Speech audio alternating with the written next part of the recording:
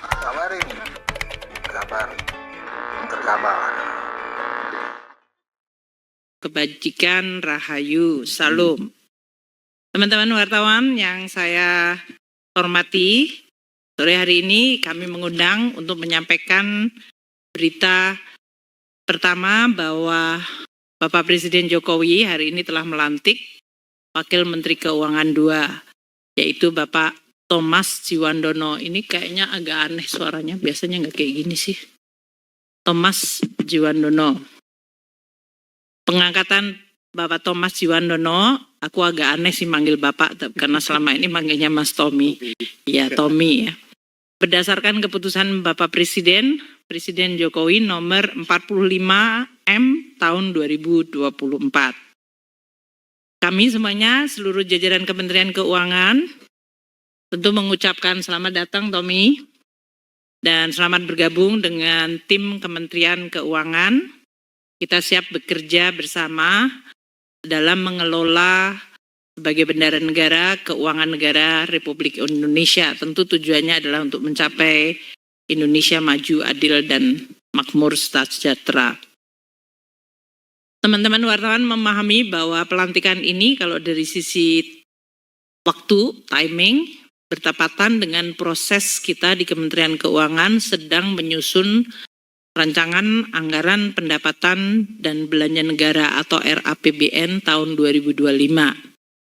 Kementerian Keuangan ini adalah institusi yang unik karena kami bertugas dan bertanggung jawab untuk menyusun anggaran pendapatan dan belanja negara RUU-nya yang akan diserahkan oleh Bapak Presiden saat ini, yaitu Presiden Jokowi, untuk dibahas dengan DPR.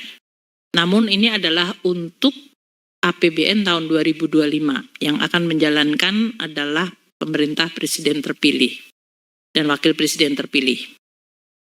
Oleh karena itu, di dalam mengemban tugas tanggung jawab tersebut, kami Kementerian Keuangan memang harus berkoordinasi, berkomunikasi, terus melakukan kolaborasi terutama dengan presiden terpilih dan timnya yang beliau tunjuk. Nah, dalam proses inilah kita terus melakukan. Sementara di dalam proses kami menyusun RAPBN telah dimulai dengan pembahasan pokok-pokok kebijakan fiskal PPKF dan kebijakan ekonomi makro KEM. Jadi KEM PPKF itu telah dibahas dan sudah disimpulkan pembahasan dengan Komisi 11 dan Badan Anggaran. Termasuk di dalamnya pembahasan mengenai asumsi dasar makro yang akan dipakai sebagai landasan perhitungan dan penyusunan RAPBN 2025. Kami terus berkoordinasi dalam proses siklus APBN-nya dalam hal ini, tentu saja membahas, mendiskusikan, dan kemudian mengambil kesimpulan dengan DPR, dan pada saat yang sama berkomunikasi, berkoordinasi dengan tim presiden terpilih di dalam rangka penyusunan RAPBN 2025 tersebut beserta nota keuangannya. Ini tujuannya adalah agar RAPBN 2025 mencerminkan dan sekaligus sinkron dengan prioritas kebijakan dari presiden terpilih dan wakil presiden terpilih. Nah, Pak Thomas Djiwandono ini sebagai Wamenkeu akan bekerja sama dengan Pak Wamenkeu yang sekarang tentu adalah Pak Suhasil Nazara dan juga seluruh pejabat eselon 1 yang sekarang ini berdiri di sebelah kiri untuk bisa menjalankan tugas mengelola keuangan negara, menjalankan tugas sebagai bendahara negara bersama-sama kita dan terus menggunakan instrumen keuangan negara untuk bisa merespons dinamika perekonomian global dan nasional yang akan terus meningkat. Sekaligus juga kita harus mampu untuk memitigasi risiko dari berbagai dinamika tersebut supaya kita tetap bisa menjaga stabilitas ekonomi, menjaga dan memperkuat momentum pertumbuhan ekonomi, dan sekaligus juga untuk menjaga instrumen fiskal atau APBN agar terus sehat berkelanjutan. Sebagai Wakil Menteri Keuangan 2, Mas Tommy dalam hal ini akan semakin memperkuat kami di Kementerian Keuangan dan di dalam berkoordinasi dengan tim proses transisi ini, di dalam proses transisi pemerintahan ini.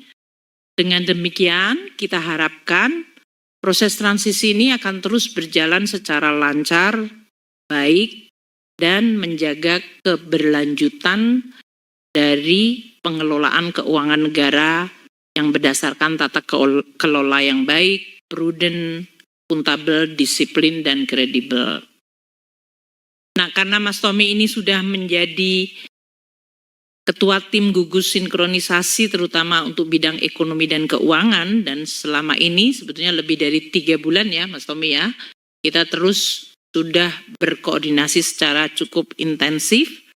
Kami Kementerian Keuangan semuanya tentu sekali lagi menyampaikan selamat dan selamat datang, dan sekaligus juga akan bersama-sama menjaga instrumen fiskal ini, keuangan negara, agar terus menjadi instrumen yang mampu menjawab tantangan zaman hari ini dan ke depan, dan terus menjadi instrumen yang bisa diandalkan di dalam mencapai tujuan kita bernegara.